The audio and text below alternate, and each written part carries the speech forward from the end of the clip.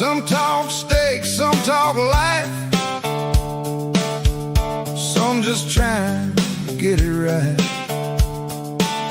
Names on the screen, but it feels real close. Laughing easy like we're all on the porch. Different roads, but we meet right here. Pull up a chair, we're already there. Target Prime Rib, come on in. Riblets gather, let the talk begin. Laugh a little, say what it is. Ain't no pressure here in this carnivore keto, however you roll. We're just talking live and feeding the soul. Ain't about perfect, just where you're at. We're all hanging out, chewing the fat. Come on back, chewing the fat.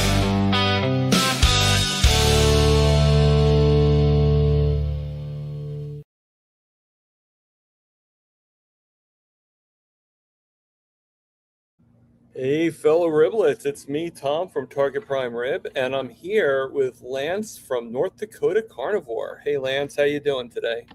I'm doing great, Thomas. How are you today? I can't complain. I'm doing pretty good. I feel very good.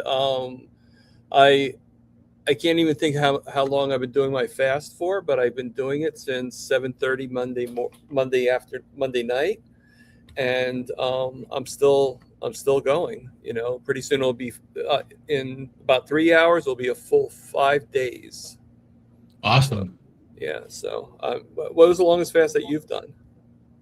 The longest fast I've done is 185 hours. That's 7.5 days, or just over 7.5 days. Okay. I don't think I'm going to go for the 7.5 days, but yeah. I wasn't either. But my next goal will be 7.5 days. Yeah. I was going for a 5-day. I didn't want to break it in the evening, so I slept in until the next morning. Well, that's why my fast, I'm breaking it tomorrow at 9 a.m. And that's why I'm breaking it tomorrow at 9 a.m. because I know 7:30 would be a little late to be eating. So, right. To put stomach in my, food in my stomach. Yeah, stomach in my food. Talk about like reversing the role. Right.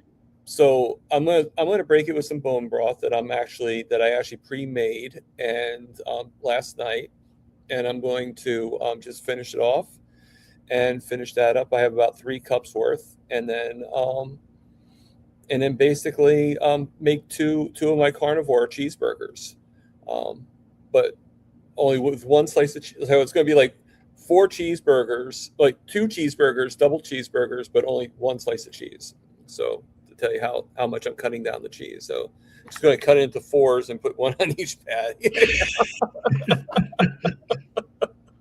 Well, that's one way to do it. Yeah. But yeah, cutting down cheese. Give it that cheeseburger taste, And then I'm making my carnivore. That makes a difference. Carnivore hamburger buns with the eggs and everything. So it's going to be good. It's going to be very good and a good way to break, a good way to do. And I think I'm going to just go over to OMAD after this and just see how it works. So before we begin, we'll say hello to a few people in the chats. Let me just check. No, nothing yet. Okay, so I can't check on on X unless it comes up on X. I don't know if X comes up on here or not. It should come up on there if anybody does reply from X. It should pop up into your chat so you can see it. Well, I wouldn't be able to tell because I think all it does is just give me like that link thing, but it doesn't tell me like if it's X or YouTube. So you could tell me if you could tell either way. It should have the little X on it instead of the YouTube symbol. It should show an X. Yeah, it's true. I didn't even think about that. So okay, well, going down the line. So we have Sandy is here. She's the first one here. My carnivore mom, and moms have to be first. So. Absolutely. Hello, Sandy. And then we have Aaron, the carnivore-ish guy. And, why does he sound familiar to me? I don't know. I don't know. It's like he reminds me of the guy I had on last week. So right. Yeah. That's a hard one to follow right there. Yeah, I know. Well, he's carnivore-ish. So it's like, okay, he's not fully carnivore. So And 22 cat. Hey, Lynn, how you doing? She claims she only has one cat, but then why would you put on your thing that you have 22 of them? Right. And she's on both channels, so she's on your channel and my channel. And then we got Sharon Steadfast. How you doing, Sharon? And it's going to get more. We have John Together Strong is here, and without Awesome, him, John. we would not be together or strong. And then on your channel, we have a new person I've never seen before. So welcome onto my channel too. We have Babe Dowell. Hey, Babe. Good afternoon from Oklahoma. Let's show that on the screen. Hey. Yep. Oh, I can't believe I didn't see it. And we got Terry P on the thing. Hello. And we also got Grandma. Life wouldn't be good Awesome. without Grandma. So Great. and oh my God, I'm here back from Boston. Yeah. You traveled far, Gary. I still can't believe you slept through the alarm to get on the plane. So, and we got Mason's here. Hey, Mason. Saying hello to Aaron, even though Aaron's not here. And we got Just Jerry is here. Listening to y'all, I get ready for church. All right. See, Jeffy. Hello, Thomas, Lance, Aaron, and Lynn. So this is pretty cool. So I just like Gary, I just traveled from Boston without leaving my house, and now I'm back. So That's actually pretty cool, isn't it? Oh, it is. I mean, we got D is here, and we also got there it is, Smoothie. Hey, Smoothie. Wait, so many people are coming up quickly. Right. And we got Trinbrook Acres, and it would not be the trio without Lance, Aaron, and Brian. Hey, Brian, how you doing? Oh, Brian. All right. And my new favorite person, Tirza, is here, or Terza. If I mispronounce it, I do apologize. You'll have to come. Lady T. You'll have to come on my show sometime to tell me how to properly pronounce it. And we got Booby Goats. Another person that just snuck into the lineup. Coach Juliet Edens. I was trying to say that 5 times fast. Obviously, I can't. So let me see. All right. So just like always, so we don't interrupt the guest, I am going to put any questions you have into. I'm going to star them, and in that way we can ask it once the guest is done telling their story. So don't worry that I'm not exactly putting your question up there. It's not because I don't acknowledge it. It's because we're waiting until after everything. So please put the questions in QQQ in front of it so I can spot it pretty quickly and pretty easily. And without further ado, I think we will hear Lance's story. Lance, I'm going to give you the mic. All right. I appreciate it, Thomas. Thanks for having me on. And you're right. This has been a long time coming. I remember seeing you and talking with you when we'd go on Dante's Healing Humanity on Sundays. And then the Dr. Kilt's Zoom meetings, I was seeing you in there. What really struck out to me is you have the same name as one of the guys I grew up with, Thomas Pruitt. And I was like, there's no way, because I kept seeing the name, but I was like, okay, I got to find this guy and take a look at him. Really? Yeah.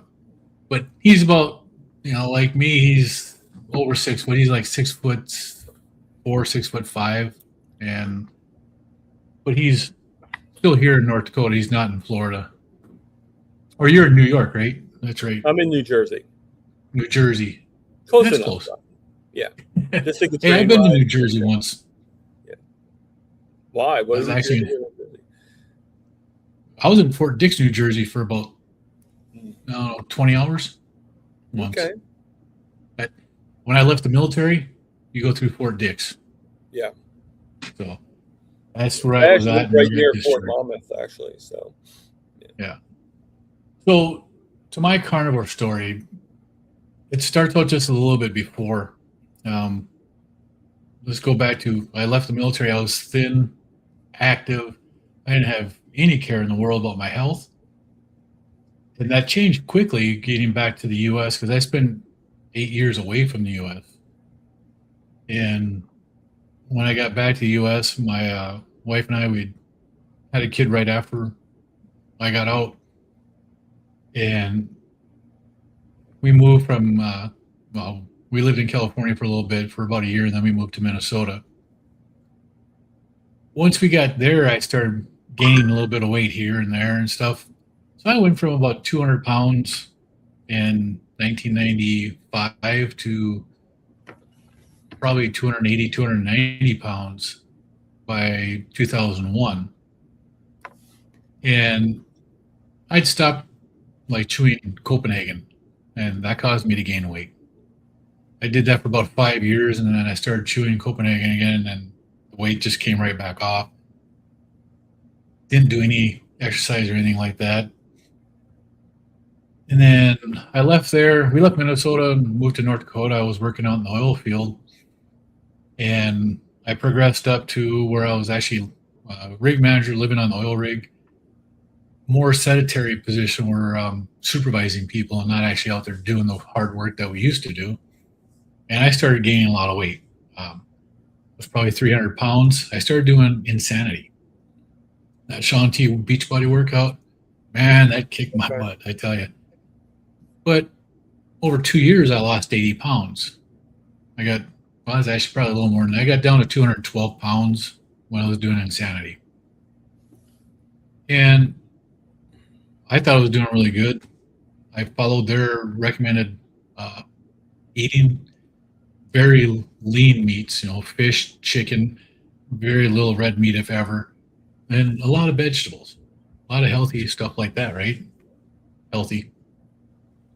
Well, in 2015 or so, no, it was 2014, I went to go do a workout one day, and I always had a chest strap to get my heart rate so I could, track what I'm doing.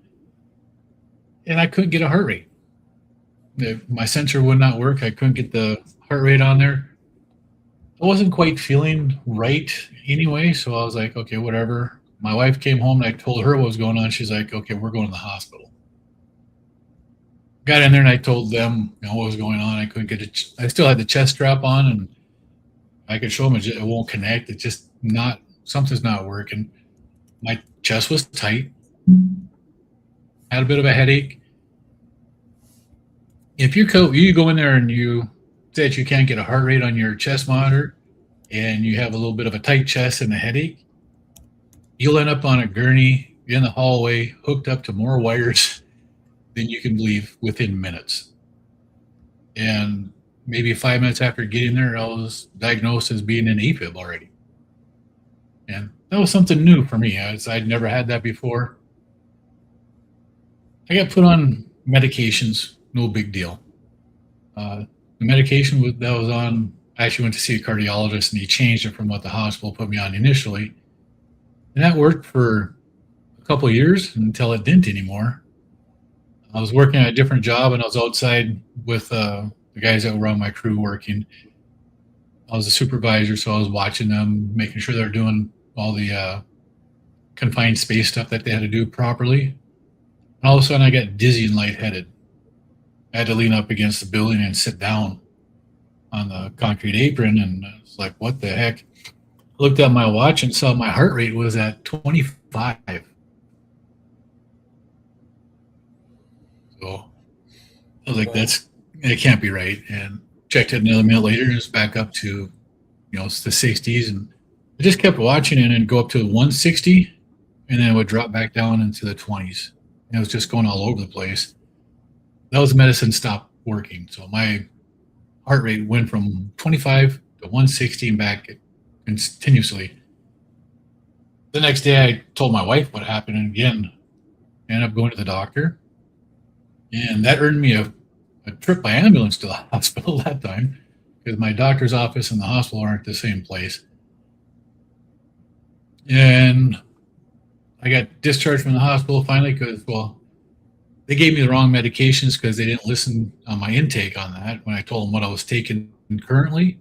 They went back to what they gave me originally, which didn't work with what the cardiologist put me on. Had the opposite effect, and they tried to unaliven me on that one. And I ended up going to my cardiologist, and he gave me the choice. He's like, okay, the medicine's not working anymore. So we can do two things. We can try different medications, or we can see if we can get surgery approved and take care of it. I was like, let's go for the surgery. So 2017 or mid 2016, my cardiologist took me off of all my workouts that I was doing. He took me off of the basic diet that I was doing because he wanted to see if the workouts and the diet were what was causing it in any way. And then we scheduled my surgery. The surgery I had was in February of 2017. So I went in for the procedures, and I had catheter ablation, which is they put the 3 or 4 catheters in your groin into the arteries, run up, get a 3D map of your heart that's on a screen so they can see where the electrical impulses are coming from. And then they microwave your heart. They just put a little bit of scar tissue where the signal came from to help stop it. And my estimated 2 to 2.5 hour surgery ended up being over 5 hours long. There's a lot more than what they thought was going on in there. But I've been good since then, except for I had anxiety and I couldn't get back to doing any workouts. So come 2020, right before the big pandemic scare that really put everything to a halt, I was diagnosed with high blood pressure. I ended up going to a chiropractor. I had high blood pressure on the intake, which I kind of figured I was taking Claritin D. I've taken that since the 90s. Actually, 1990s when my allergy started. So I've been taking it for quite a while. It's 20 or 30 years at that point. And I'd stop taking it for 2 weeks. My blood pressure was always go back down to normal. So I did that, checked my blood pressure instead of, it was like at 138/90, which is, right borderline high at that time. Well, 2 weeks later, it was 220/110. So it actually went up higher. And I was like, well, I think I might have to go see a doctor now. Yeah, they put me on blood pressure medication, and that worked for a couple of days. Then they increased the dose, and that worked for a couple of days. They added another one to it, and then that worked for a few months before it started getting high again. And they added another one. Did a little bit different stuff. I ended up on 5 blood pressure medications in about 3.5 years. So from mid 2020 until December 2023, I was on 5 blood pressure medications. Each medication had a slight side effect of weight gain. Well, for me, those slight side effects hit me hard. I went from about 250 pounds to about 350 pounds. I was 347 at my heaviest. And I was quite round. I had a big belly. It was terrible. In December of 2023, my doctor, it was a new doctor to me. I tried getting put on Wegovy or Ozempic to help me with my weight loss. I wanted to get on GLP-1 because nothing I was doing, calorie restriction or eating supposedly healthy foods, was working for me. It just kept making things worse. I kept gaining weight. I could starve myself and I would gain weight. And my insurance company wouldn't approve it. So That was a no-go.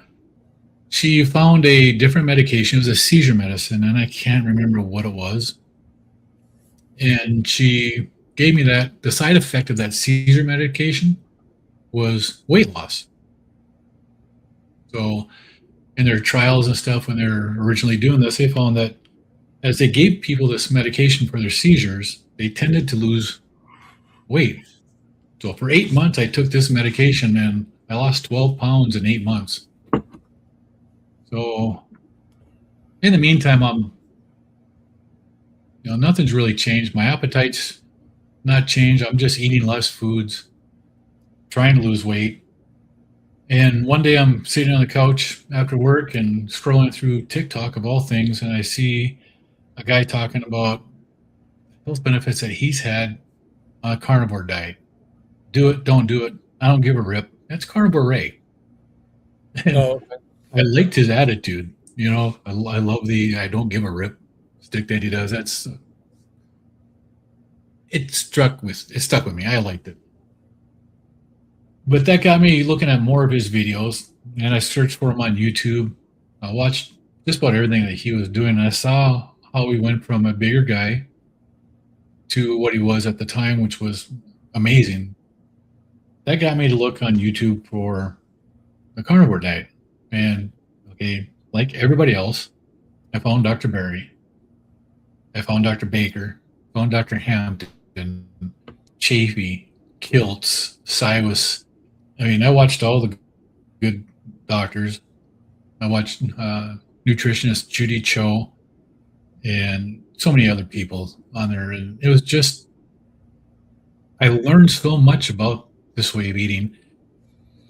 I searched on Google and all the other search engines. I looked for everything I could find relating to the carnivore diet. I started watching just regular people. Kerry Mann from Homestead How. Right. I saw how he had reversed his, what was that he had with his heart? Well, he reversed it anyway. Yeah. I watched a couple other people that talked about, yeah, and there's a few other people who had changed different things, type 2 diabetes, people with anxieties and high blood pressure like I had. They reversed that stuff and came out of it. And I'm like, it took me 2.5 months of watching the videos, researching before I finally said, I'm going to try this. August 22nd, today's my 2-year carniversary. August 22nd, I called my wife and I said, hey, thanks, man. I asked my wife to go to McDonald's, pick me up 4 quarter-pound burger patties, no buns, no nothing else, just the patties, and bring it to me for lunch. And she's like, what? And I'm like, yeah, I'll tell you when I get home. She did. She brought it to me. I talked to her for a little bit. And then when I got home, I told her what was going on. She said, that's fine. I will support you, but don't expect me to do it. I'm like, I'm not. This is just what I want to try. And I told her why I'm trying to help with my blood pressure, to see if this will help my blood pressure go down, because I was tired of being on medications. And I started that way. Now, in the first couple of weeks, I felt better. I woke up easier. But it was like 4 weeks into it, 3 weeks into it, I stood up one day at work and I got lightheaded and dizzy. And I'm like, holy cow. And I thought it was my blood pressure maybe going up because I was eating, just meat for the last few weeks. When I get home, I check my blood pressure. My blood pressure was low. It was like 105 over 70 or something like that. It was low for what I was used to. So I was like, well, this is cool. I started bringing my blood pressure cuff with me to work. So anytime I stood up and I felt like that, I'd take my blood pressure and it was low. So I said, well, why not? Let me take off my nighttime blood pressure medication and see what that does. And for a few days, all right, and it did it again. And I took off one of my daytime ones, the lowest dose. A few days later. So like 4 weeks into it, I was off of 3 of my blood pressure medicines. Now, the last 2 I was on, they were maximum doses. I got a hold of my doctor and I got an appointment. I went in, I told her what I was doing and what I wanted. It was a dual medication, so the 2 of them were together. I wanted the one taken out completely. I just wanted the higher dose of the maximum one left in there so I could, titrate off of that. She didn't like the fact that I was eating just meat. That did not make her happy, but my numbers were all right. And she didn't want to do it, but I told her, this is what I am going to do. It's either you help me do it this way, or I'm Right. just going to stop. You either work with me or you don't. And she's like, no. Okay, right. And she said, all right, I'll do this. But you got to be careful. And I said, yeah, I will be. I told her I'm taking my blood pressure and I take it, so I know where I'm at. I took that one pill for just less than a week and my blood pressure dropped again. So I was feeling like I was all right. I cut it in half, did it for another few days, and my blood pressure was dropping again. I stopped taking it. A couple days later, my blood pressure was up. So I took that half pill again for another few days and then stopped taking it. My blood pressure has been fine ever since. So 6 weeks into the carnivore diet, I came off of all 5 of my blood pressure medicines. And this was just a 30-day challenge to see if it would help me at all. And in 6 weeks, month and a half, I was off of all of it. And I felt great. I was waking up in the morning when my first alarm went off. I had 5 alarms set. It usually takes 4 of them to get me out of bed. Once I got out of bed, I'd have to, wake up, massage my feet, work them around before I could stand on them because I always had pain in my feet. If you watch my opening video on my channel, you see I'm on a scooter at the state fair. My wife did that because I couldn't walk. I could walk for 20, 30 minutes at the state fair, and then that'd be done because my feet would hurt so much. So she got me a scooter so I could ride around in the state fair. But after 4 or 5 weeks on the carnivore diet, I'd get right out of bed and I could get right up and get going and start moving again.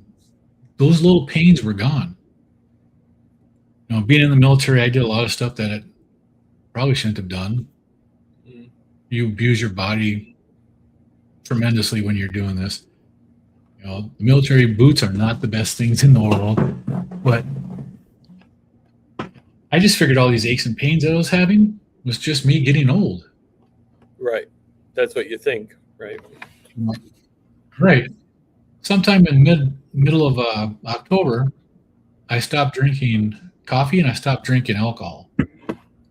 I did that the same day. I'd watched the Laura Spath video, and she was talking about the different effects of the different drinks that you have on your body. And she went over like the fruit juices, the pops, the alcohol, coffee, tea, and all that stuff. So she went over the whole gamut of stuff. And when she was talking about the alcohol, she said, you can drink on carnivore. It's, but just know that if you're doing carnivore for healing, as long as you have alcohol in your system, your liver won't do its general body functions until that alcohol is gone, and you're going to slow your progress. Right. It's like, that makes sense to me. So I was like, okay, I'm done drinking. I'm not going to drink anymore. And that's when I quit drinking. And when I just stopped drinking alcohol, I was like, well, I might as well stop drinking coffee too. I still had like an ache and a pain. I had an ache in my wrist and in my heel of my foot that weren't going away. They didn't bother me all the time, but just some of the time. Painful, right. And I could just, is with this hand, so just gripping, like if I were to grab this here, just grabbing it and holding on to it would cause a tremendous amount of pain. But just hanging out, it didn't bother me. 3 days after I stopped drinking alcohol and coffee, no more pain in my wrist, no more pain in my heel. It was like the last aches and pains went away, and I was happy. Imagine being 57 years old and having no aches and pains in your body after having years of them. It was just tremendous. No more ibuprofen, no more acetaminophen. I didn't have to take anything to be pain free, which was pretty damn cool. Then the first month, I only lost 18 pounds, and I know a lot of that was mostly water weight. My first month, it was only 18 pounds. That was not enough to come off of those blood pressure medications if I was just trying to do weight loss. So that is not what did this. I attribute it to finally getting the insulin resistance back in track now. That's something I've learned since then, is the effects of the insulin and what that all does to you. But over the next, I don't know, was it 8 months? I lost weight at a tremendous rate. 8 months into it, I was already over 100 pounds of weight loss. I tried stopping my weight loss when I got close to the 80-pound mark, because that's where I started having trouble with insanity, and I ended up having my heart surgeries after, an 80-some pound weight loss. I just had anxiety about it. And I didn't get that stopped until I was like 112 pounds gone, which is pretty damn cool. Yeah. Even trying to stop my weight loss, I had a hard time stopping it. Then once I realized that I'm all right and I can do this, I started trying to lose weight again. And it came off slower, but so far now, as of the 5th of this month was my lightest weight that I've gotten to, again, was 205. So I went from 347 to 205. I've lost 142 pounds from my heaviest weight. I've come off of 5 blood pressure medications. I came off of allergy pills I was taking for 30 plus years. My anxieties are gone. Even like the anxiety for working out. I've recently started working out again. And that's thanks to Booby Goats and Bacon Runner. So Aaron and Donna Ray, they inspired me to start working out again, watching what they're doing. And it's just amazing what this diet does. You see, like my stomach, when I first started this, I couldn't get a 60-inch tape measure around my belly because my belly was that big. It was huge. I was in a 4XL shirt. My pants were size 48. Today, this shirt I'm wearing now is a large. My pants are a size 32. It's just a tremendous difference. You can see in my face. I mean, my face used to be big and round, and it's not like that anymore. Yeah, it's a huge, and that a lot of that is inflammation. It's just amazing what this way of eating will do for somebody, and it's a travesty that our health industry won't talk about it and won't recommend it to anybody, because it goes against the narrative that has come from the people who are doing the research and doing the curriculum for our medical staff, because they're trying to push processed foods and they're trying to push medications instead of proper healing. And Yep. Proper healing comes from a proper diet, not from a bottle or a pill. So, but that's where I'm at now. In the meantime, I have learned a lot of stuff. I also did the Dr. Kilt's carnivore coach or health coach certificate. So I'm certified health coach through Dr. Kilt's. Yep. And there's a number of us who have done that. I know you've done that also. It's an amazing course.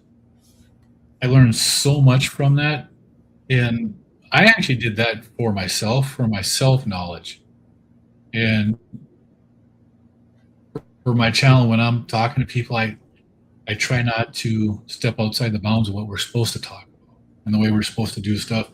So I'm not giving people bad information, but I'm giving them my experience more and that type of a thing, so that I don't get in trouble with it. Right. That's the last thing you want to do. Yeah. No, I agree. I totally agree. So, okay. So I'm going to start doing some of the questions, but I'm going to go to the last one first. This is from Lucy Auerbach, and she's on my channel. Hey, Lucy, welcome. Awesome interviews, Thomas. Keep doing you. Thank you, Lucy. I appreciate that, and you keep on doing you. So, let me see if any new questions came up. Nope. Okay, so the first question that was asked, Brian's asking you, what number is after 6? Funny, Wow. Brian. Yeah, Brian warned me he's got some good questions coming up for him today. I don't know if they were good questions, but That's true. okay. So thinking, I was in New Jersey one Stone Pony concert. Yeah. And I don't know if anybody knows this or not, but Dr. Kiltz is cousins with Bruce Springsteen, which was actually Really? Stone Pony. Yeah. I'm not sure exactly in what frame of cousin that they are, but yeah, they're supposedly cousins. That's So cool. I always found that kind of fascinating, you know. And then let me take that out. All right. I started talking and putting my total gym in the living room, so Mr. Muggle sent me outside to read. Okay. Well, you know, you got to do what Mr. Muggle says. All right. Right? Mark that. All right. So hide the current comment. And here's a question I don't hear Uncle Charlie ask. How many times a day does he eat, and what does he eat? Thank you. Well, Uncle Charlie, You are consistent, Uncle Charlie. I'll give you that. he is. But you know, for people that are new watching this, it's actually a very valid question. Oh, it's actually one of the best And questions out there. It's probably why It Uncle is. Charlie asked it, because it sounds, you know, I agree totally. But it changes on how I feel. I don't just stick to OMAD. I don't just stick to a 2MAD. I don't do a 3 meal a day. It depends upon how my body's feeling and what my body is wanting. Some days I will do OMAD. Some days I'll eat 2 meals a day. A lot of times on weekends, I eat 2 meals a day on weekends. Okay. Some days I eat 3 meals a day. And it depends upon how my body feels. Sometimes I don't eat at all. When I do fast, I've been fasting for about 20 months now out of the 24 that I've been a carnivore. And that came about naturally just because I wasn't hungry. But it all depends. Generally, after I fast, I'll eat 2 meals a day, but they're smaller so that I don't gorge myself too much after ending a fast, because that's something a lot of people have trouble with, is they end up overeating ending a fast. So I try to pay attention to that, and I try to, plan my meals out to end the fast so that I know what I'm going to eat, and I know the calories, I know the macros I'm going to have. I'm a person that has to track. I can't go off of the eat until you're full, because I don't get that signal, that leptin signal. I don't get that all the time. No. And I can way overeat myself. So I track. Basically, it depends upon how my body feels and what my body wants. That's what I determine I'm going to eat. That makes sense. Okay, so this is kind of in connection too. So, did you eat the ribeye? I hope you did. I have not yet. I am going to eat the ribeye tonight when I'm done with this interview. It's in the fridge. I'm going to throw it on the cast iron skillet, and I'll have that for dinner tonight.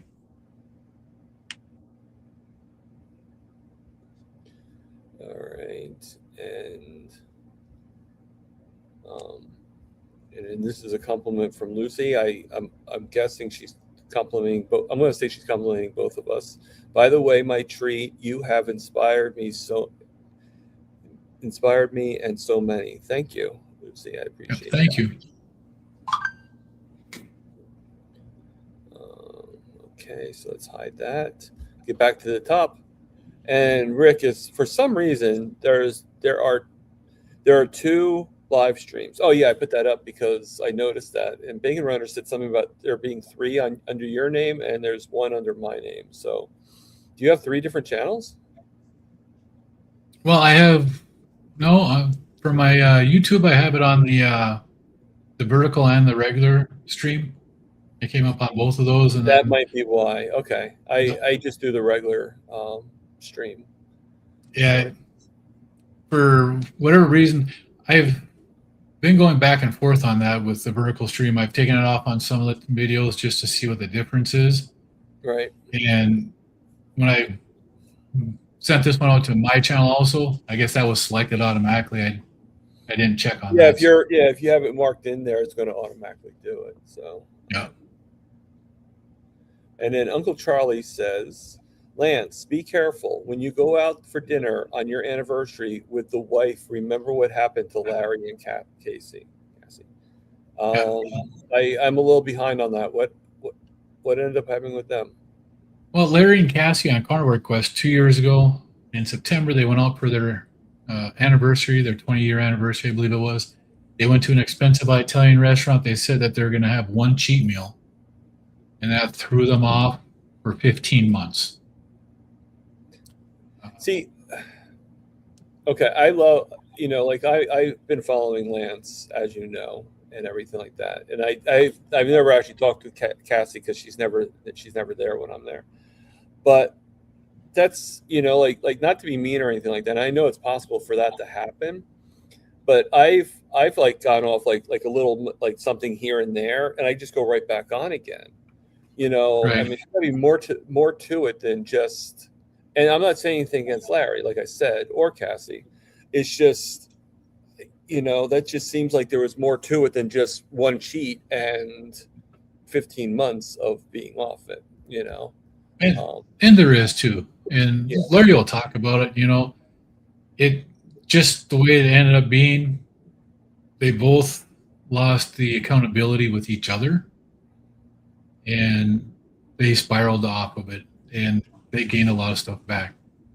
Larry's actually been very strict now since the first of the year, and he has done a tremendous job since then. So, but yeah, I am watching it. My wife and I, we already have our meal plan. We know where we're going. We've ate there before, and we can get a complete carnivore meal so that we don't go off rails, and that's what we're going to do. I still can't have stuff that, I still can't have plants. I still can't have stuff that's cooked in seed oils. Otherwise, I hurt way too much, and it only takes a few hours for me to get that feeling. Yeah. It's probably all about mindset too, Yep.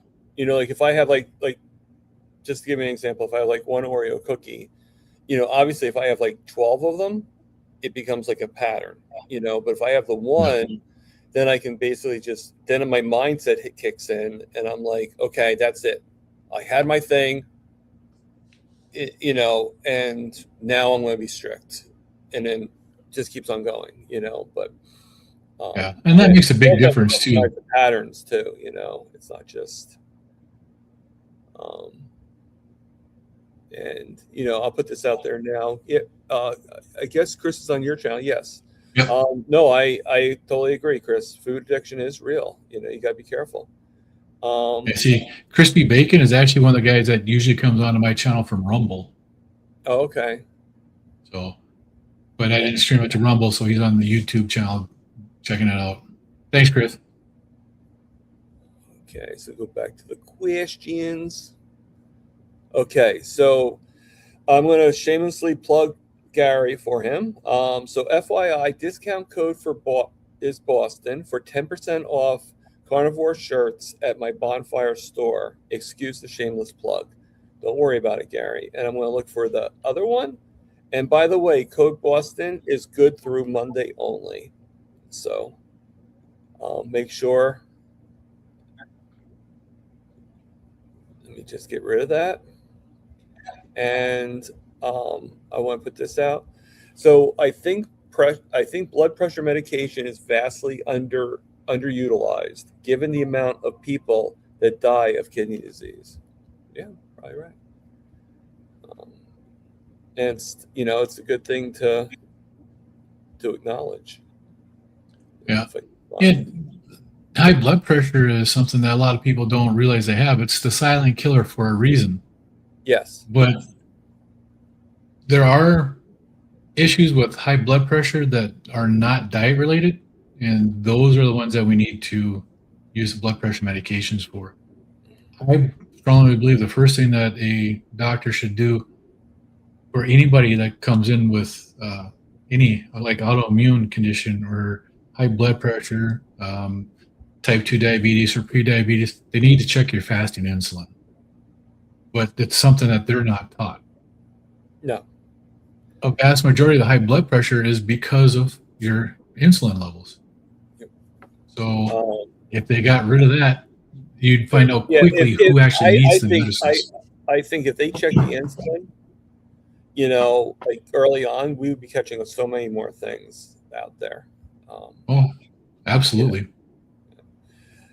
So Terry P, yes, you can't just do one cookie, so I stay away. Well, I have a trick to that. I only get my cookies at the candy store. It's behind a glass thing, so if I actually grab more of them, that means I'm stealing. And they're $4 a pop, $4 one cookie. So I'm not going to pay. I'm sorry.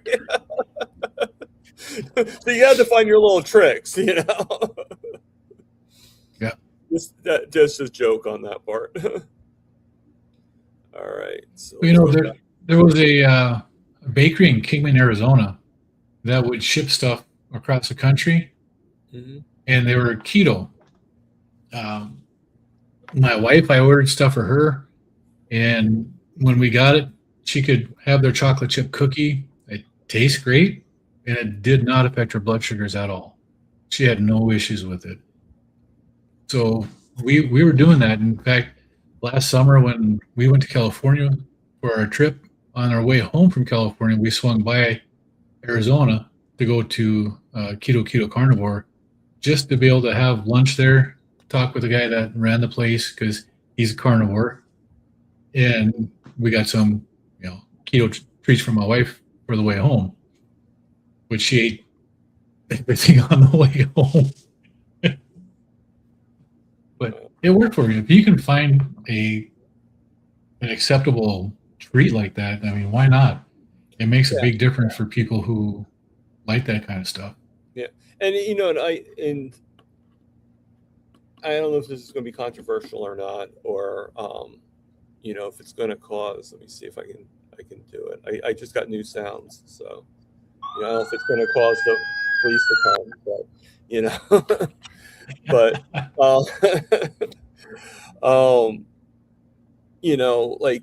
I think if you have a small craving and you think you can handle it, then I don't think that it's that big. It's not going to break you. Or, like I said, I think Larry and had a bigger story than just cheating one time. Yeah. But so let's go back to this, and I'm not sure if I actually worded what I said right or not. I just oh yeah, this is where Bacon Runner says about actually I'm seeing 3 for Lance and 1 for Thomas.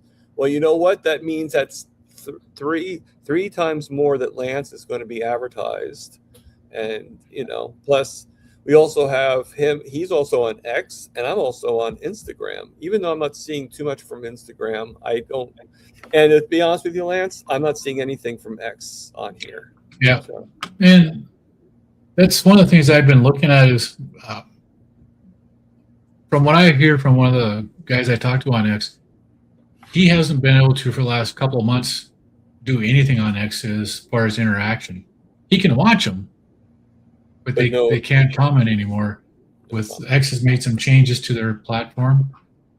So I've actually tried streaming to Facebook once before, and I'm not really big on Facebook. I go on there maybe once or twice a month, sometimes a little bit more, but I really don't do a whole lot with Facebook anymore.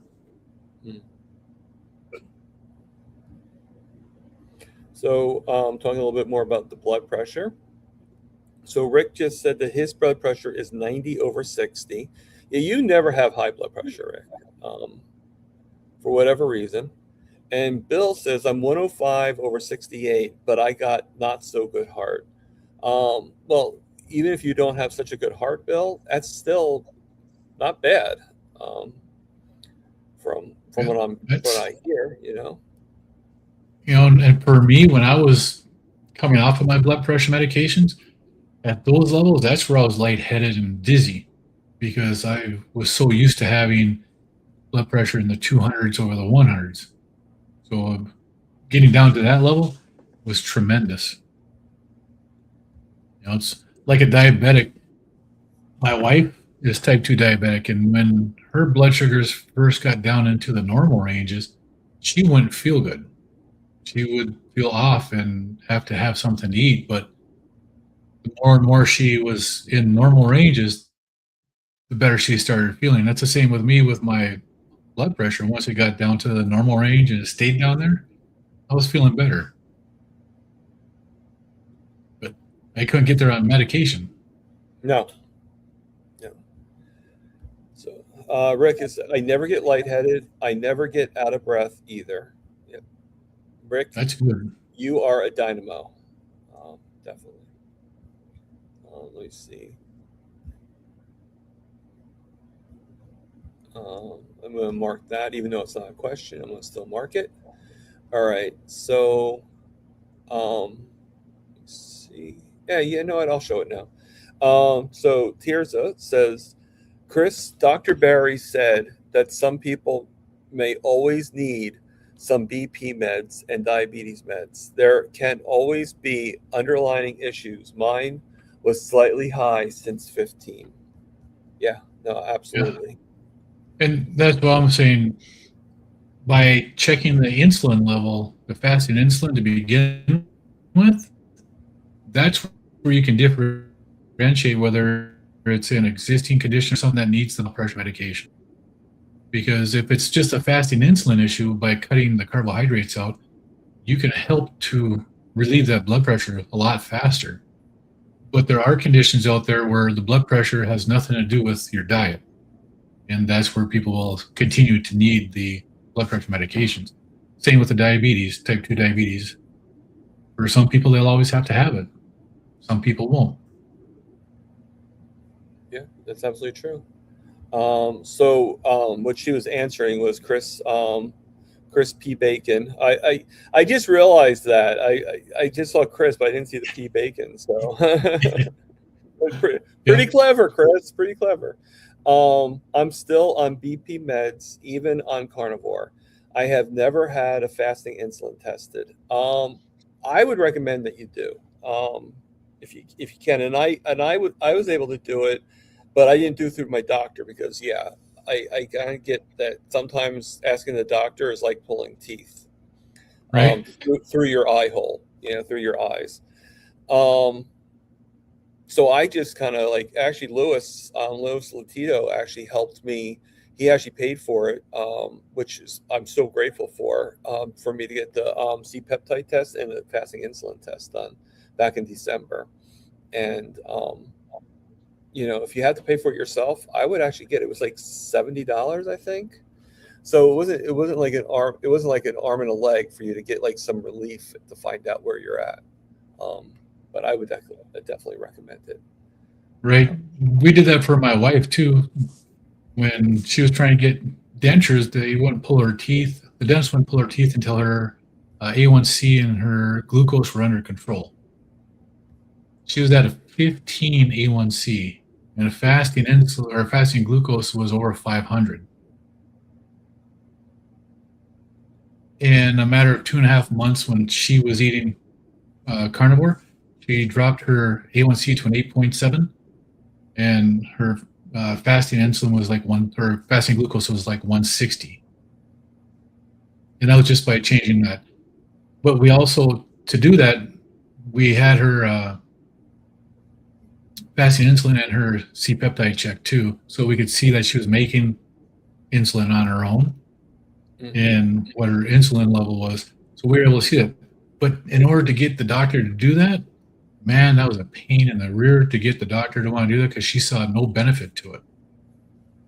Because they're not taught what those mean.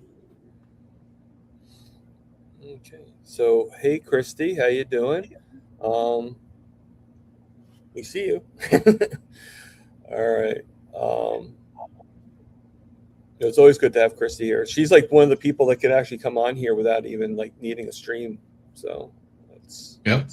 she's she's kind of my boss. So all right. So Chris P. Bacon also asks, what group has the worst police, the plant people or the meat people? I don't know. I would have to say the plant people because they are so militant. Yes. Where the meat people, we might disagree with the way we are doing things, but we're not as vicious as or as militant as the plant people are. And I hope we never get to that point. So Tirza says that she's heading into church. So bye all. Fantastic live. Thank you, Tirza. Thanks for stopping in. Yes. And thinking for myself, Dee says, I would say the plant people attack. Yes. Yeah.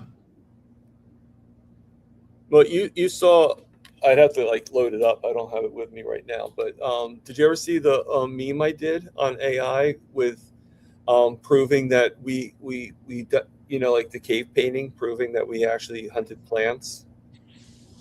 I believe I've seen that, yes. So I won't show it since we've all seen it. All right, so I'm going back to the top. So Brian, Lance, have you noticed any changes in how you feel since you've started exercising again? I don't feel sore after exercise, which, when I was doing the insanity workouts and when I first started doing Focus T25, because that's what I'm doing again is a Focus T25. Even after coming off of insanity, going into that workout, I was sore for days after those workouts. I'm not sore anymore. No, I can push myself. Your recovery time is so much better, isn't it? It is. It's tremendously better. Sleep overnight. You wake up in the morning and I'm mostly recovered. I had a little soreness in some of my muscles, but not like I used to have. Not even close.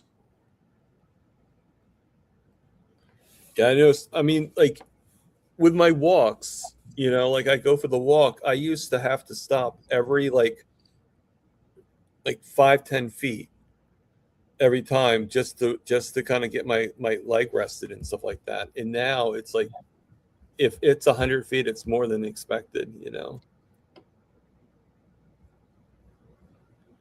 And going with the vegan, I will not comment on the sardine people. Okay.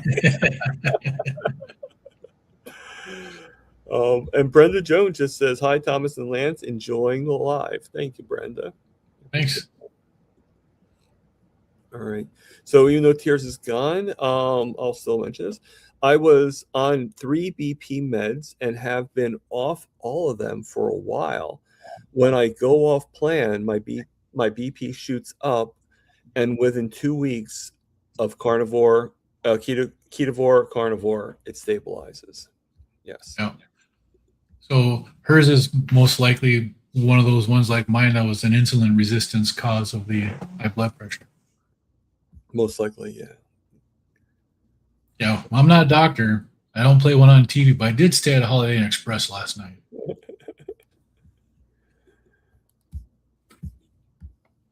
All right. And Terry P is saying, Thomas, I'm on the treadmill right now, and that cookie is making me go longer. Okay. Whatever works for you. All right. Oh, that's weird. I just got noticed that Laura Russell is going to be live soon.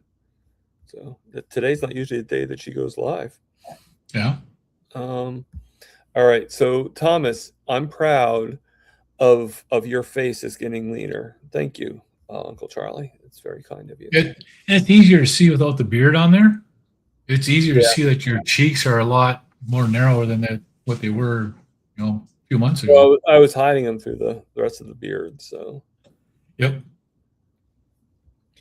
And it's Alright. about time for me to start growing a beard because, after September, it gets cold here quick. Yeah. Lance, what has been the response of your family, Lance, to the new you, and have any of them joined you on your health path? So, have any of them become carnivores? I think what he's asking. Well, my wife is about 99% carnivore. She likes peppers and onions. So she'll still have, like the canned Rotel, peppers and onions from Rotel can with her chicken that she'll eat.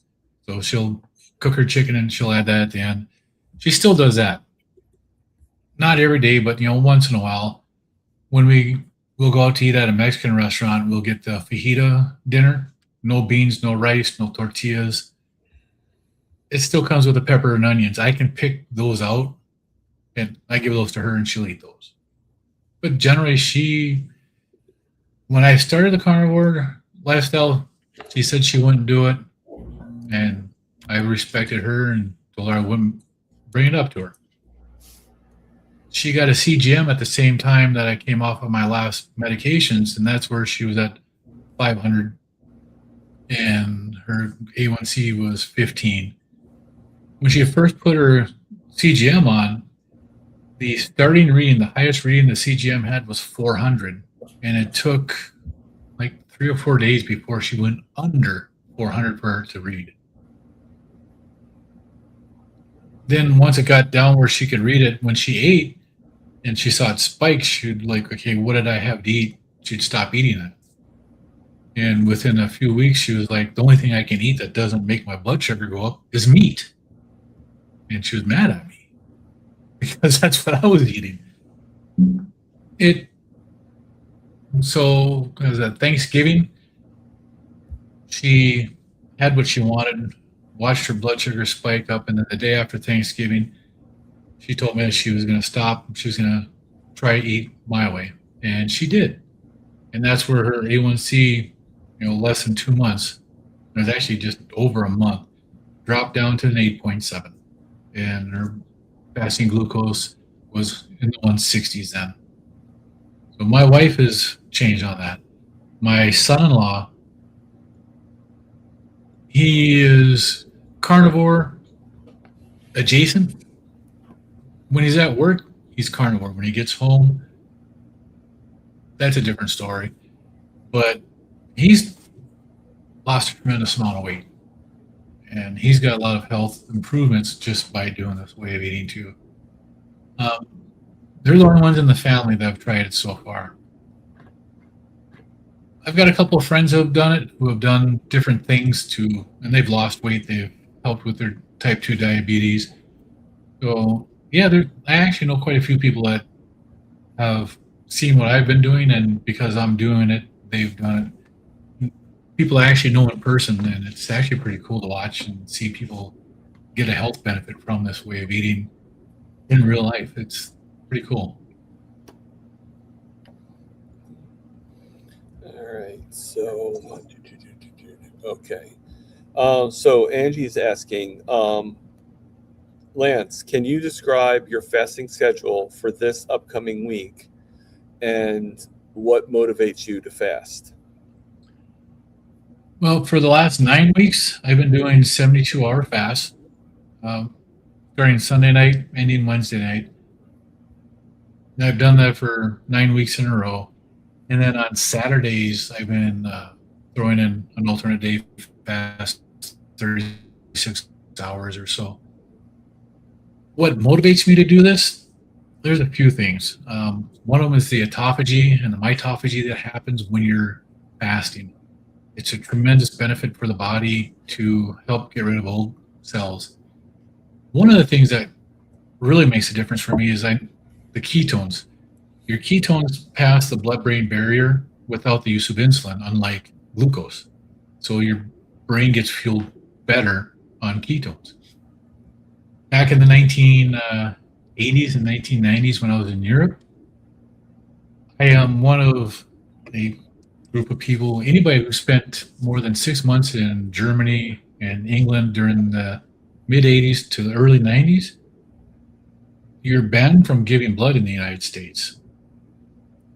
Because in that time in Europe, the beef supply that they were putting out, they had cows that had mad cow disease that they were still butchering and slaughtering and putting out to market.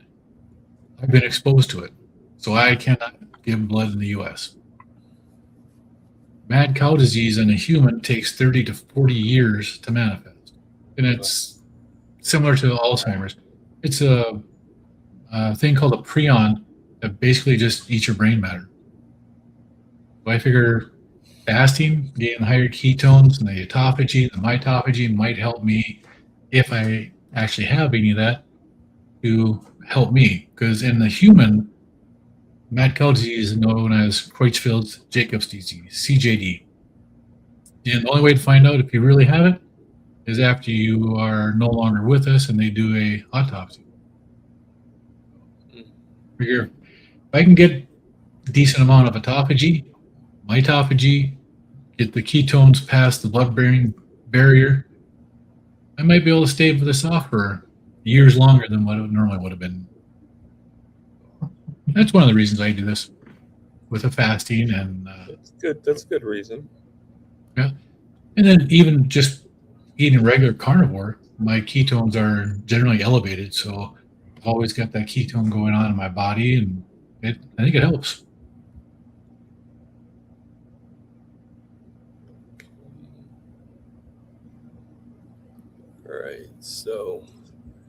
All right. So Diana is asking Lance, how long did you say you've been doing this, and how much you said you've lost 183 pounds? So how long have you been carnivore? About 2 years, right?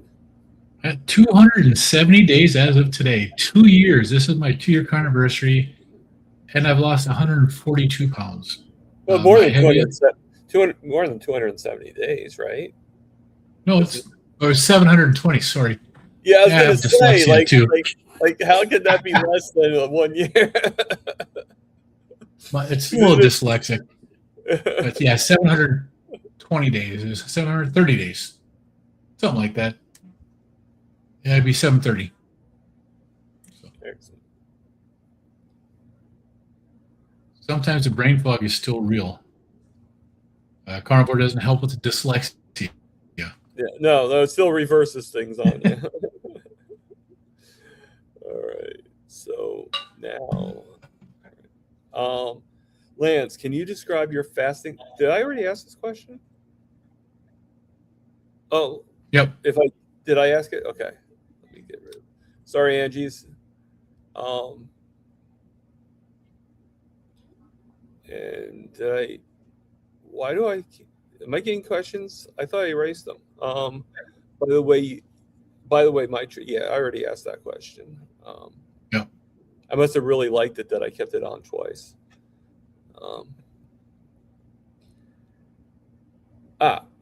Here's one. A good one from Uncle Charlie. Does Lance ever have a cheat and treat? If so, what is it? And actually, that's a pretty good question because we tend to be like, well, what does he eat? Well, it's meat. But no one ever asks well, what is the one thing that makes you go off kilter? Right?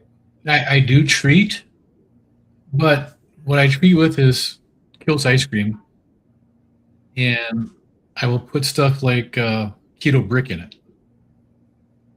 Keto Brick is a fat-based bar that was developed by a bodybuilder as a meal replacement.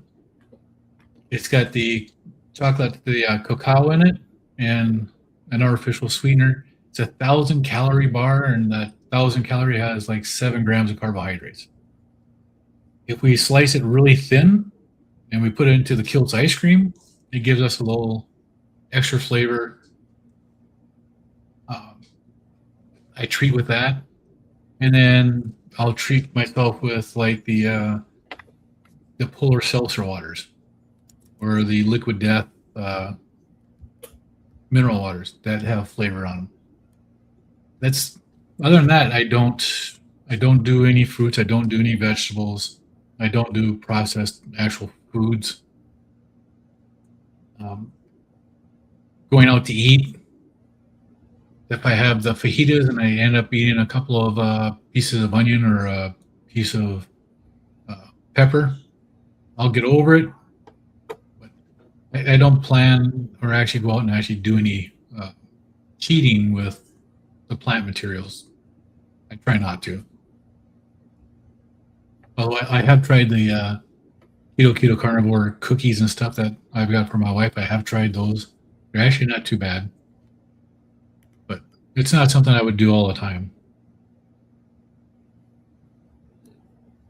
Okay, so so Chris is saying I've always wanted to try a CGM. Chris, if you can get it from your doctor or whatever, I think that's a wonderful thing. And like, here's my number right now, 95, and it changes every 5 minutes, so you can kind of keep up with it. And it's a lot less painful than pricking your finger every so if you're somebody who really needs to see the number, definitely. And some of them are actually pretty good. The ones that you get from your doctor, you can calibrate them to a morning finger prick so that you can actually get it to be right. Yep. Right. Yeah. I mean, the finger prick, it will be more accurate, definitely. But yeah, it's just you have to like stab yourself more. And actually, going with the cheat thing, Chris is saying butter popcorn is one of the foods I miss. I lost interest in watching movies without the popcorn. You know what? I did two things to help me with that, and this is just me, Chris. Just first, let me just put out hello, Isabel. How you doing? And let me just hide that. Okay, so in the air fryer. I don't know if you guys have ever done this before, but I either in the deep fryer, I'll actually take chicken breast or chicken and dice it up into like little squares like this. And then what I do is I put it in the deep fryer, and it actually crisps up in the deep fryer, the chicken. And I just put some salt on it with some like melted butter, and I make like little popcorn chicken. So it's like, that gives you the experience because it's basically the motion that we do, right? Or I'll do beef fat trimmings in the air fryer, cut them up, same thing, and I make little things where I'm like just eating the beef fat trimmings. So because it's it's like almost like cigarette smoking. It's not the actual smoking that enhances us; it's the actual action going like this. Yeah, it's the habit. Exactly. Now, I do want to go back to that is one of the things that one thing I have cheated on is with popcorn. Right. Hockey games, a hockey game, you got to have popcorn. It's just something that my wife and I have done, and it never really dawned on me that it was bad until one night where I wear a CGM also. I am not diabetic, but I do it so I know where my numbers are. One night I looked at that after a hockey game. I'm like, holy crap, popcorn, carbohydrates. It just never dawned on me. Now when I buy popcorn at the hockey games, one of the guys I work with comes with his kids. We have popcorn fights. I throw popcorn at them. That's the best thing for popcorn, is to throw it at people at a hockey game. But yeah, that's actually not a bad idea, doing something like that.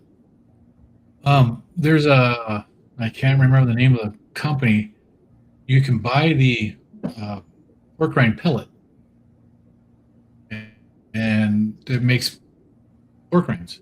Oh yeah. You just throw it in the microwave or in the air fryer. Mm-hmm. But they've got a popcorn version, so they're just little tiny ones, and they puff up like popcorn. So you can get those like that. But it's a Canadian company, and since the increase in the tariffs, it's not worth getting it right now. And everybody should be made to eat plain air popped corn with no butter or salt, if they think they miss popcorn, yeah, obviously it's the butter and salt that makes us really want the popcorn. I mean, right? yeah, It's that's just like eating a salad. You shouldn't have it. You shouldn't have anything that goes on it. You just eat the lettuce. See how you like that. No salad dressing, no croutons, no cheese or anything else. You yeah. don't like the salad. You like everything else that goes on it. No, I mean yeah, I mean when I was a kid though, I did eat lettuce with some salt on it, but again, it was with something on it, like Right? you know. Okay, so let's get rid of that. Okay, so Terry P is asking me, Thomas, I know why Lance does his fasts, but what made you go to extended fasting? Believe it or not, Terry P, that's not my first. This is not my first fast.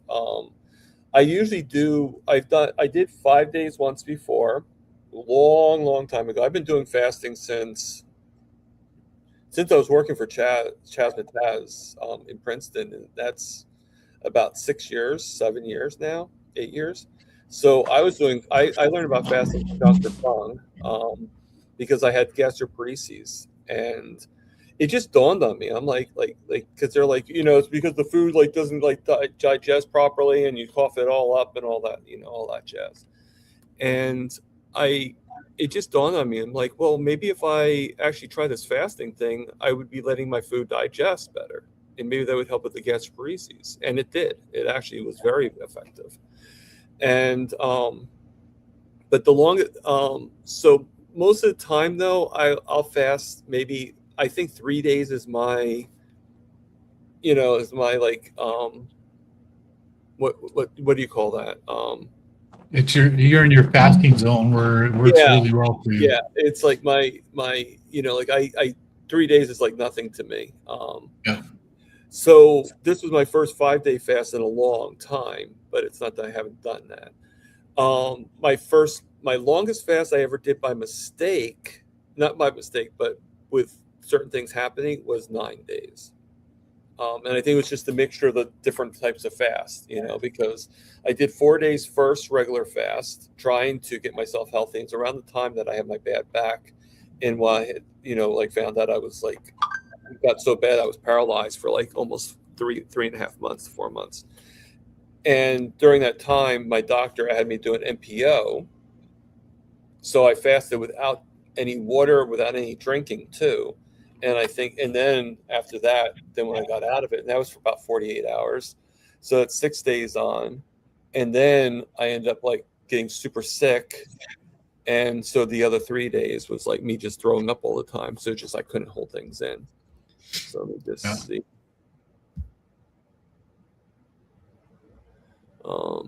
Diana says that she has to run. That she'll see us all on Grandma's tonight. So yep, see you there. It's like you have to go back. I don't know if you know, going back and forth on between the star stuff. Yeah. So yeah, no. But if you're asking me what made me think of doing extended fast this time, 2 reasons. One, I want to see how it would help me with my sugars, getting my sugars under control. See how I feel with doing it. I feel fantastic doing it. And just like Muhammad did with the mountain, I just wanted to see if I can climb it, basically, So. So how have your ketones been on it? They haven't really been perfect, but I think someone was saying to me that they think it's because I still have to take the insulin. I still take the evening insulin, the long term, Yep. And that might be what's affecting the ketones. Say, Papa Carnivore, how you doing, Peter? Hey, Peter. Yes, Peter's still at work because it's only 5 o'clock.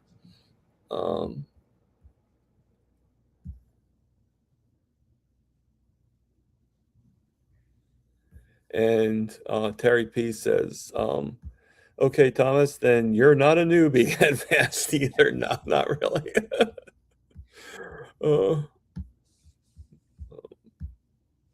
Have you done a sardine fast, Thomas? Not yet. No, I mean, I always find that very fishy. So yeah, right. Sorry, bad joke, I know.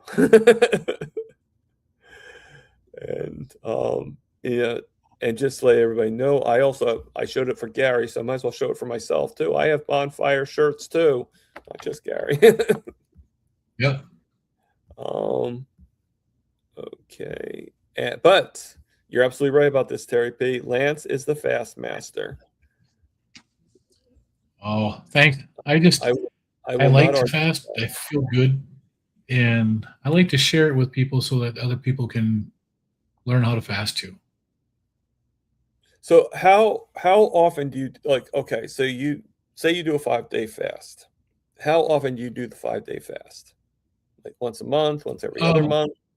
Definitely not once I a had week. been doing them about once a month, a 5 or 7 day fast, and I was doing those at the beginning of the month. So, if the first came on like a Tuesday, I'd start on the Monday, and I'd fast for 5 to 7 days, depending upon how I felt doing it. And then the rest of the month, I might throw in an ADF or a 72-hour fast in there once in a while.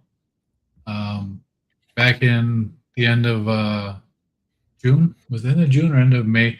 That's when I started doing the 72 hours, and I did 9 weeks in a row of those. And because I want to get back to the ADF, I felt great doing ADF fasting back in December and January. That's where I got How long down. have you done ADF like consistently in a row? Like how long? Yeah, What's your- just over 60 days was the longest I went. And that was December and January and into the first bit of February.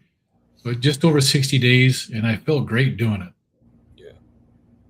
When I stopped doing it in February, and then I don't know what happened. I stopped being consistent with it. I tried getting back into it in like April, May, and I couldn't. I couldn't do a 36-hour fast. That's what made me think of, okay, well, if I can't do the 36-hour fast, I know I can do 72s. 72s are easy, and they're quick to do. And then I could do a alternate day fast in there on the refeed days just to get my mind into doing them. And then I saw Dr. Boz was talking about one of her clients who did the 72-hour fast weekly for 26 weeks in a row. I was like, okay, well, see, now there's somebody who's done it. So it's not something that's bad for you. So I'm going to try it. And it worked. So I just enjoyed it. And it was a lot of fun getting, well, except for the last 2 fasts were kind of difficult. But like what you're saying, my ketones and glucose didn't respond the way I was expecting to on my last 2 72-hour fasts. My glucose stayed elevated in the 90s and then into the 100s, which was unusual for me. My ketones didn't go above 1.9, which generally in a 72-hour fast at the end, I was 3, 4, and sometimes I was up in the 5s. But the last 2 weeks didn't happen. But I felt good.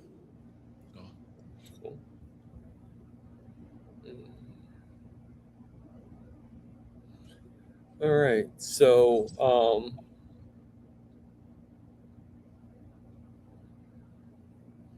so going back to the fast. So yes, just Jerry says, yes, Lance, absolutely. I love fasting, and the benefits I get from it is phenomenal. And if anybody knows about fasting, it's Mr. 40-day faster.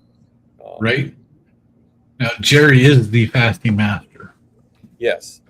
You're looking at the king upstairs here, right here next to me. She's the queen. Definitely. Yep. Yeah. Well, long live the queen. Definitely. Sure. Absolutely. All right. So Sharon is saying that she just, if you haven't watched Dr. Hampson's wonderful video on ketones, makes 100% sense about not relying on ketones for positive outcome. Yes.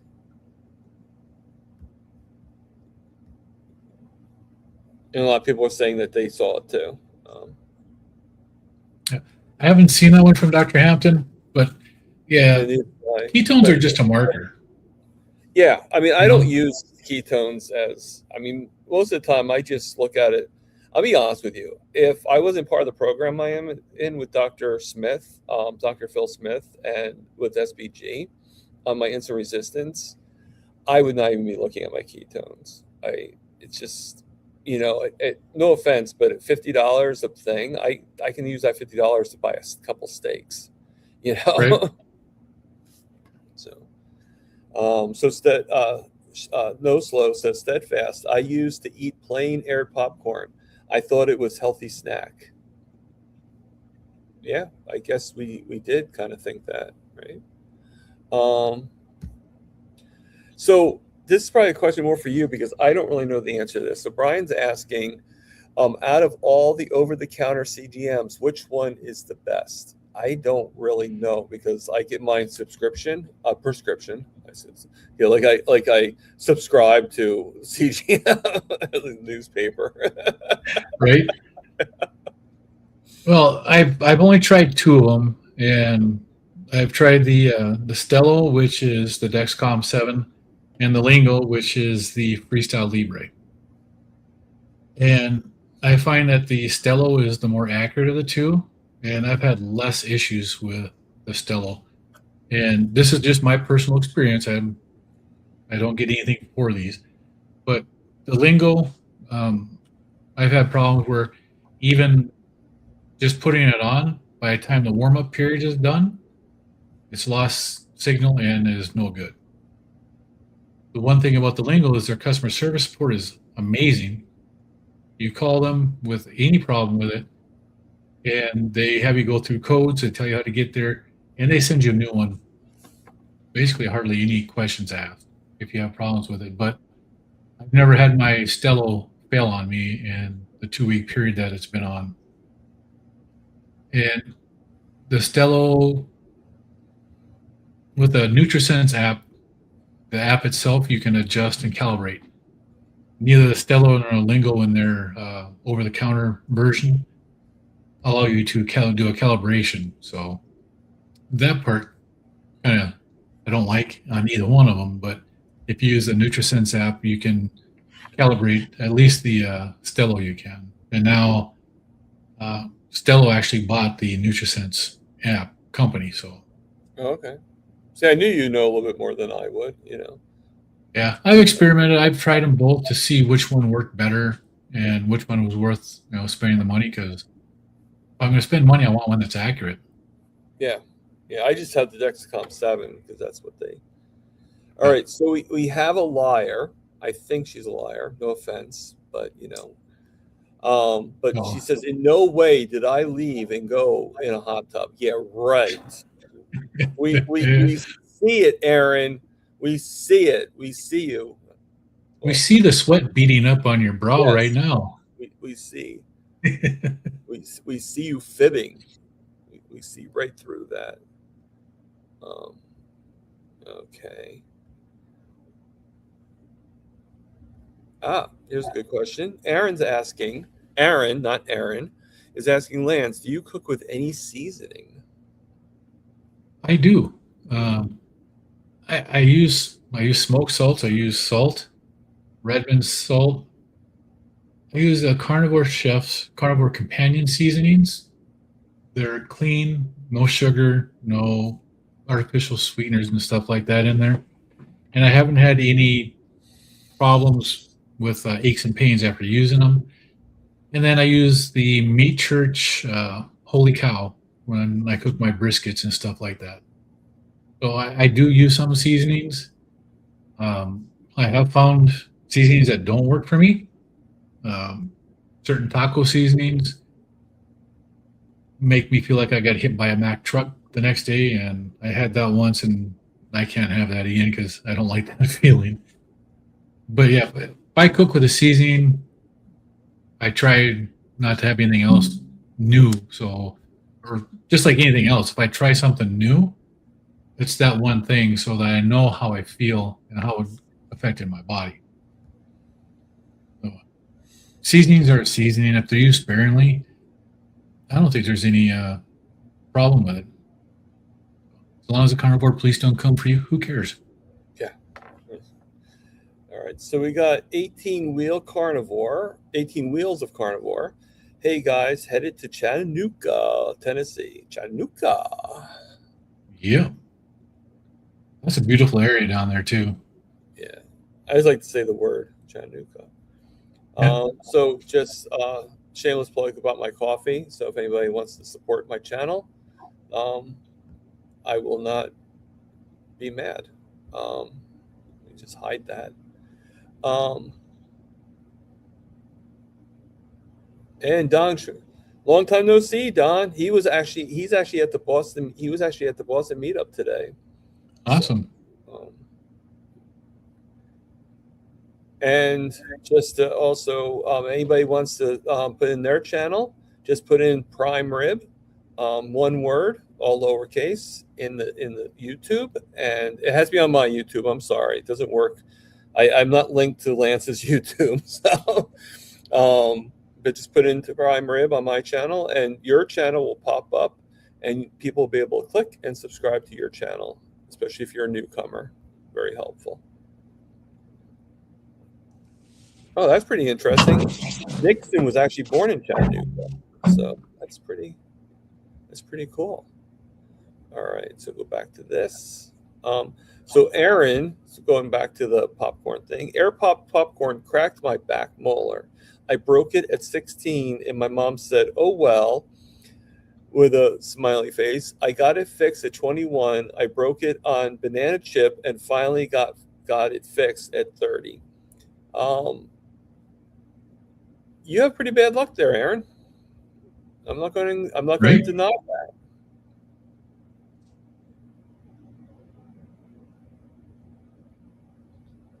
And yes, please listen to Aaron. We only have 27 likes, people, and we have 51 people here viewing, from what I'm seeing from StreamYard.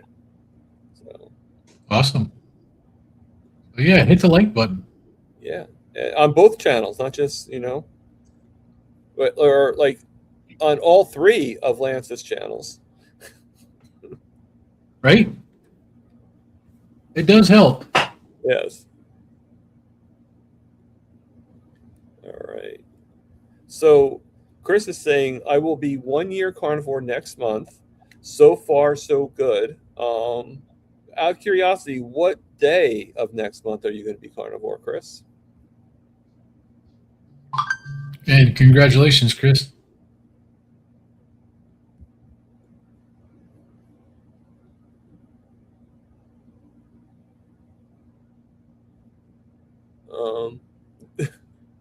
Oh, thank you, Wayne. I appreciate that. All right. So let me take that out. You got to take things out if you just ask the questions, right? So Aaron is asking, is the food noise gone? Most of the time, it is.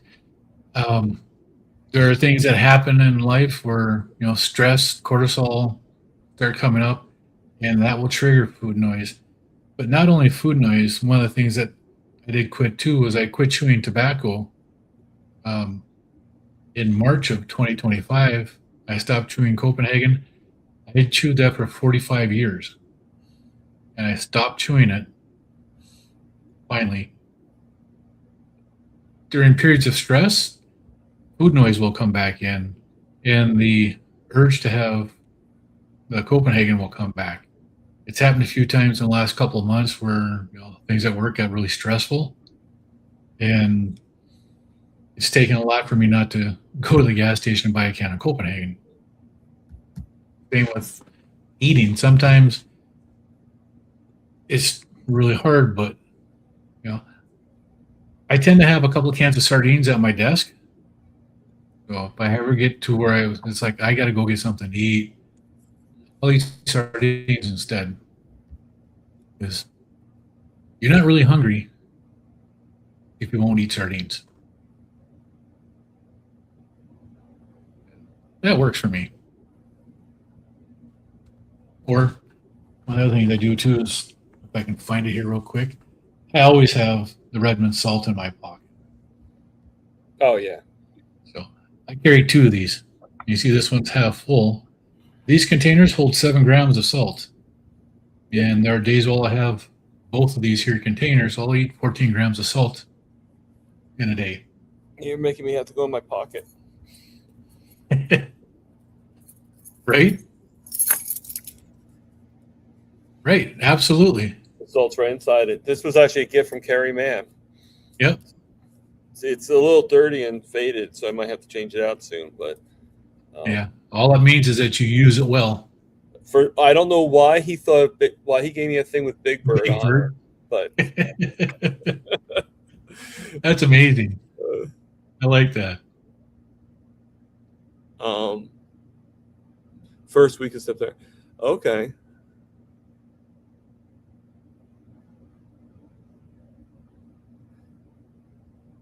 Wow, Chris. Okay, I'm going to show this now. It was the first week of September when I started carnivore. This time, not sure what day.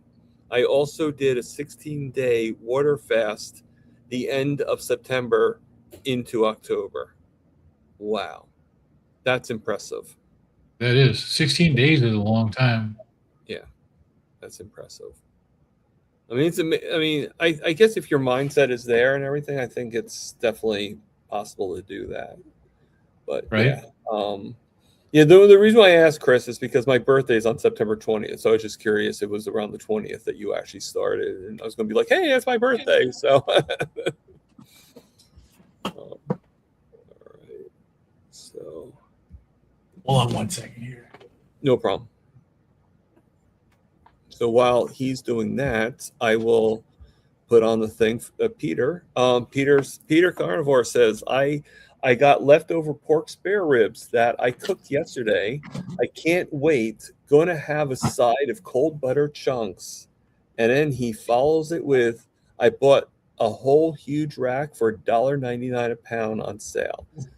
Peter, you find the best deals. That's actually really awesome. Last week I smoked 3 racks of baby back ribs on Sunday.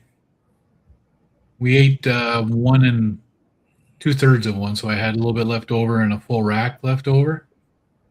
I had the 3rd rack of ribs after I broke my fast on Wednesday.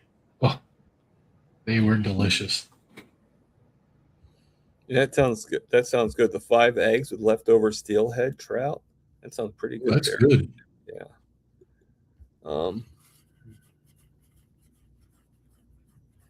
And I'll show this too for you, Aaron. I already ate today, Peter. I ate a ribeye and 2 lamb chops with some butter at 7 in the morning. Nice. I mean, I'm not gonna lie. I haven't had any butter because, and I find that that has been helping me, obviously. But I'll put this out there. I do miss it. I do. Like just like one pat. It's like, Yeah. I'm not gonna get it. I'm not gonna buy it. But I'm just saying. I do love especially the salted butter, See, I like the butter bites. Yeah. So big. The car, like when you put them when you melt them down, get them all brown. The brown butter bites. Yep, brown butter bites. You know what it tastes like to me? It tastes like that maple candy. Yeah, it's got a caramel flavor. It has it kind of like especially when you put the salt on it. Like the Werthers.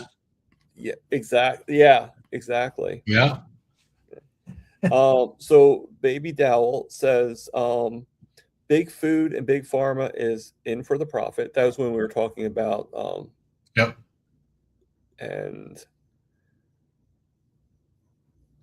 yes, and Angie's asking, did Mrs. O have any symptoms of high blood pressure or sugar, or did she find out just by testing the CGM? She was diagnosed with type 2 diabetes back in 2000. We were trying to have another kid, and it wasn't working so well, and she went to the doctors because she wasn't feeling good. She was having pains, women pains, and she got diagnosed with PCOS, type 2 diabetes, and there was something else. And the combination, the doctor said that you will not have kids again. Women that come in with those three things together generally will never have another child. 4 years later, we had our son. So we proved them wrong, but yeah, it was because of a regular checkup that she had. She was diagnosed with type 2 diabetes. She was put on metformin. She's one of the people that does not do good on metformin, the regular version, or the extended release version. She doesn't do good on any type of metformin. So she's had issues controlling her diabetes because all they want to do is give her metformin. Okay, so we have 3 questions left in the star. So so this is not really a question, but Erin says that her mom told her that to eat air popcorn because it's less fatty. Okay, well, that's what a lot of our moms told us, isn't it? So, Yeah, it is less fatty because you're not putting anything on there. It's more fibrous, and that's yeah. helps to plug you up more. All right. And you know what? I'll put this right on. My friend had a smoker we had used to smoke all sorts of cheeses. I never tried blue cheese, but now I will try it. Yeah. I like all types of cheeses. I mean, that's, Yeah. My family used to say I'm part rat. Even though we found out that mice actually, believe it or not, if you really want to get them attracted to traps, put peanut butter on the trap. Peanut butter is a much better thing than cheese for a mouse. Yeah. They do like that. Now, smoked cheeses, I've smoked cheese before. I like it when you can go to the grocery store and you find the little blocks, 8-ounce blocks on sale. It is so nice to just take that 8-ounce block, throw it in a smoker, and light a smoke tube, and just let it smoke in there for a few hours like that. So good. All right, another. This is one I was looking for before. So Angie's 100. That's why health industry should not be trusted. Yes. Yeah. Now there are some out there that are good, but you're right. We can't like down everybody because that would be downing like Dr. Kills, Dr. Hampton, but there's a lot of education that still has to go on. Basically. It's the general teaching is flawed, is what it is. Yeah. And the doctors and the nurses and the healthcare professionals, they're not intentional in giving us wrong information. They are being trained with the wrong information. That part is intentional by the companies who are producing it and publishing it. It's not on the doctors and the medical staff. Yeah. So I took it out by mistake. I didn't mean to. But what's your favorite sardine? My favorite one right now, I like the Polar smoked sardine, the one in the round can with the clear top. Man, is that good. It's got a really nice smoky flavor to it, and it doesn't have that fishy smell or anything with it. It's actually really good. I don't do sardines, so I'm not like really a sardine connoisseur. I just get the Walmart in water. I don't even get anything in them or anything like that. I just get the in water, and that's basically it. You can get these Polar ones at Walmart too. Yeah, I probably can. I'm just saying, like, I just get their, I just order their own brand and just, because it's like $1.06 per can. So it's, here's an announcement. Yeah. Are you guys ready for the announcement that I just found out?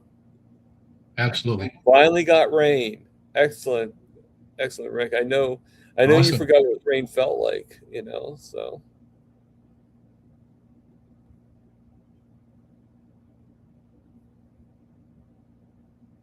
and Aaron likes the extra spicy Nuru sardines. So I have not tried those. So- Earlier today, my wife and I went out and we went to 2 different international markets, and everything that we found for the sardines and for the mackerel were in a sauce, and they all had sugar added to them. So I didn't get anything from those places because they, up to 6 grams of sugar added to them. I was like, yeah, I don't want to do that. right. All right. So, okay. So I'm just making. I see mostly highs now. We finished out all the questions that were marked, which is pretty good. It's good to thin them out, right, and everything. Yep. Yeah. Through the picturing Rick running through the streets with no shirt on. LOL. Yeah. It's raining. Yes. Milton chasing him, biting at his ankles. Oh no! But all 4 cats chasing him. Right? It's like, why should Milton have all the fun?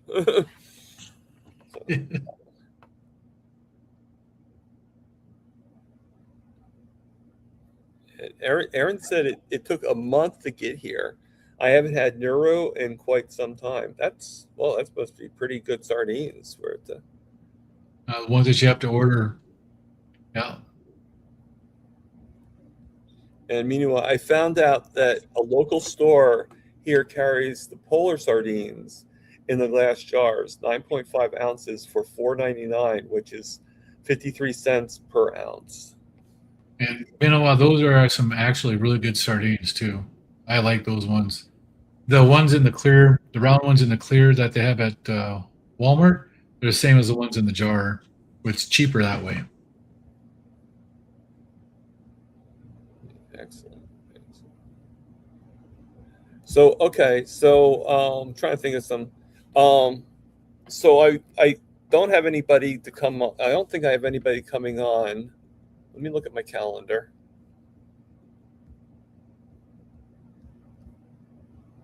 Yeah. For this Wednesday, I don't have anything happening. So I'm probably just going to do a round table. So just let you guys know, a subject I haven't decided yet. It might be nothing. I don't know. Maybe that will be the subject. Subject about nothing. We'll do a subject on Seinfeld. People. Right, the Seinfeld episode. Round table about nothing. And everything. And then my guess is going to be Norticia carnivore. So that's next week. I never met Norticia, so I don't know too much about her, but yeah, very happy. And got Esterak. I think she's probably no, she's actually on my channel. Welcome. First time here. Nice to meet you. And it's an interesting thing you put up, the heart with like a smiley face. Excellent. All right. So just trying to think, what else? Oh my God, we've covered a lot of stuff here today, didn't we?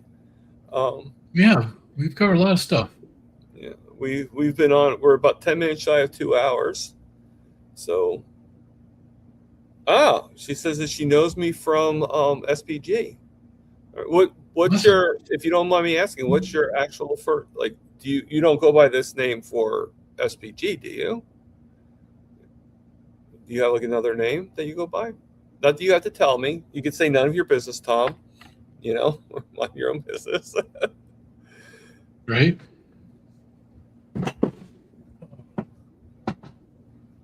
Esther. Oh, okay.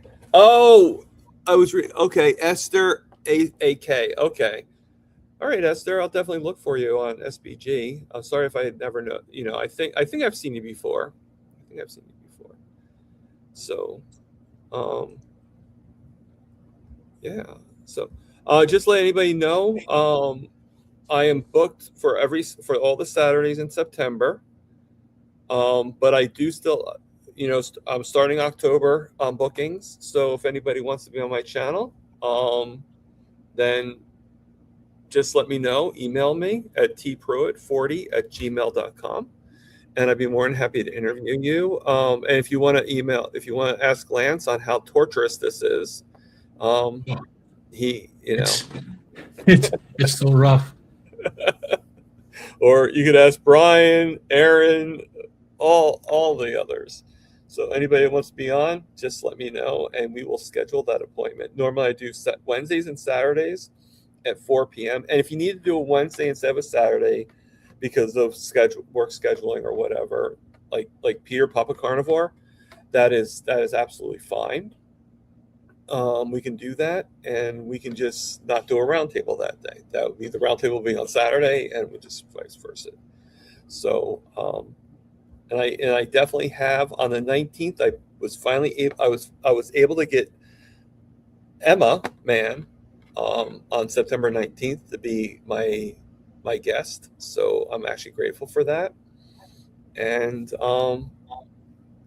everything. So Emma's got some great stuff on her channel. oh God, Emma's amazing. She really is. One of the things that I've talked about with a couple of the people that I've recently met on YouTube are the carnivore pork chips that she did. You take a pork tenderloin and you cut it thin, you dehydrate it and you use popcorn salt on it, and it's like a Pringle. Love that. Gives you that nice crispy chip-like thing that people crave and stuff. So plus the salt. Yeah, and it's not bad for you because it's made out of pork. So to give you my full lineup for September, for my Saturday guests, I have Rick Vincent from Twin Acres Carnivore, and then I have Danivore Podcast is going to be here, and then Emma Mann on the 19th, and then on the 26th, I have Todd Bachnes from Carnivore Cure. It's awesome. So pretty good lineup. And then do I have anybody in October? Let's see. Nope. October is totally open. So again, anybody wants to be a guest on the show. And if you've been a guest on the show and you want to come back, we'll talk. Ivy, hey, how you doing, Ivy? I think actually Ivy, if you want to be on, if you can, I'd like to have you on in October.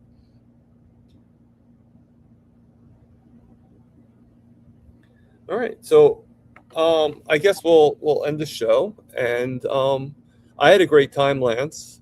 This was, you have an incredible story, just like everybody. We all have incredible stories. It's just we have to be able to acknowledge that, like right. And sharing it is what gets it out there. So, I mean, I'm an introverted person, and sharing it though is something that I feel is extremely important because I don't connect with a whole lot of people, but I'll connect with one or two people out there. Right. It's the same with everybody. You'll connect with somebody, and by sharing your story and you help somebody, it's worth it for doing this. Yeah, I totally agree. And thank you everybody for the compliment on being a nice show. You know what? It wouldn't be a nice show if I didn't have great guests. And that's why I'm always so grateful for everybody that comes on here. And, I wouldn't be here if it wasn't for you guys and for my guest, Lance, here. So thank you, everybody. All right, so I think we all know what's coming next. Live, love, heal, and for goodness sakes, you know what? Eat sardines. No, I mean, eat meat. I'll see you guys later. Thanks.